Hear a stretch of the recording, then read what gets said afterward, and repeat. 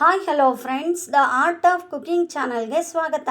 ಇಂದು ನಾವು ಪೋಷಕಾಂಶಗಳ ಆಗರವಾಗಿರುವಂತಹ ಬೀಟ್ರೋಟನ್ನು ಉಪಯೋಗಿಸ್ಕೊಂಡು ಒಂದು ಟೇಸ್ಟಿಯಾದ ಸಾಗುವನ್ನು ಹೇಗೆ ಮಾಡೋದು ಅಂತ ನೋಡೋಣ.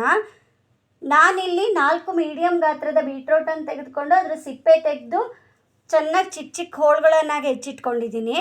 ಸ್ವಲ್ಪ ತೆಂಗಿನ ತುರಿ, ಈರುಳ್ಳಿ, ಟೊಮೆಟೊ, ಕೊತ್ತಂಬರಿ ಸೊಪ್ಪು, ಪುಟಾಣಿ, ಎಳ್ಳು, ಸಾರಿನ ಪುಡಿ, ಒಗ್ಗರಣೆಗೆ ಸಾಸಿವೆ, ಜೀರಿಗೆ, ಅರಿಶಿನ ಮತ್ತು ಇಂಗು, ಉಪ್ಪು ಮತ್ತು ಎಣ್ಣೆ. ಈಗ ಮಾಡುವ ವಿಧಾನವನ್ನು ನೋಡೋಣ. ಒಂದು ಬಾಣಲಿಗೆ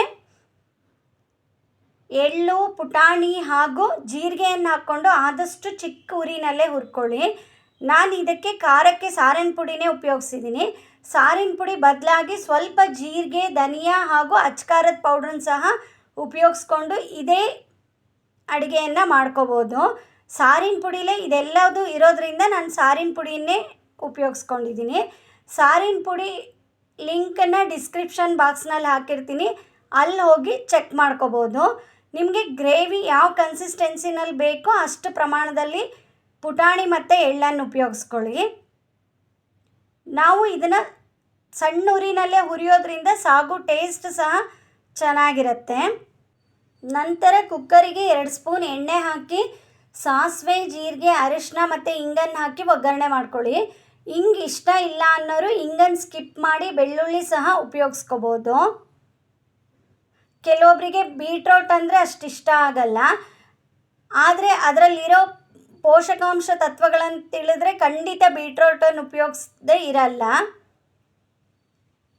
ಯಾವಾಗಲೂ ಪಲ್ಯ ಈ ಥರದ ಅಡುಗೆಗಳನ್ನು ಮಾಡ್ಕೊಂಡಿರ್ತೀವಿ. ಒಮ್ಮೆ ಈ ಸಾಗುವನ್ನು ಟ್ರೈ ಮಾಡಿ ನೋಡಿ. ಒಗ್ಗರಣೆಗೆ ಟೊಮೆಟೊ, ಈರುಳ್ಳಿ ಮತ್ತು ಬೀಟ್ರೋಟ್ ಹೋಳುಗಳನ್ನು ಹಾಕಿ ಚೆನ್ನಾಗಿ ಕೈ ಆಡಿಸ್ಕೊಳ್ಳಿ. ಆರಿದ ಪುಟಾಣಿ, ಎಳ್ಳು ಮತ್ತು ಜೀರಿಗೆಯನ್ನು ಒಂದು ಮಿಕ್ಸಿ ಜಾರ್ಗೆ ಹಾಕಿ ಸ್ವಲ್ಪ ತೆಂಗಿನ ತುರಿ ಹಾಕಿ ಚೆನ್ನಾಗಿ ನಯಸ್ಸಾಗೋ ಥರ ರುಬ್ಬಿಟ್ಕೊಳ್ಳಿ.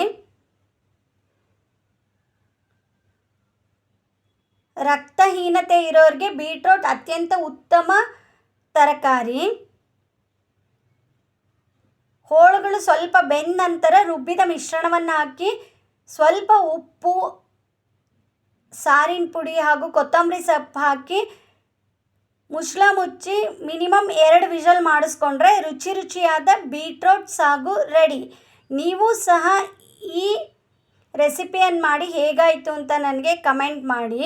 ಇನ್ನು ಹೆಚ್ಚಿನ ವಿಡಿಯೋಗಳಿಗಾಗಿ ನನ್ನ ಚಾನಲ್ಗೆ ಸಬ್ಸ್ಕ್ರೈಬ್ ಆಗಿ.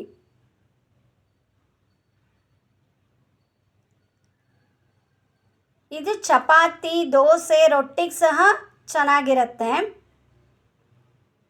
Thank you for watching my YouTube channel.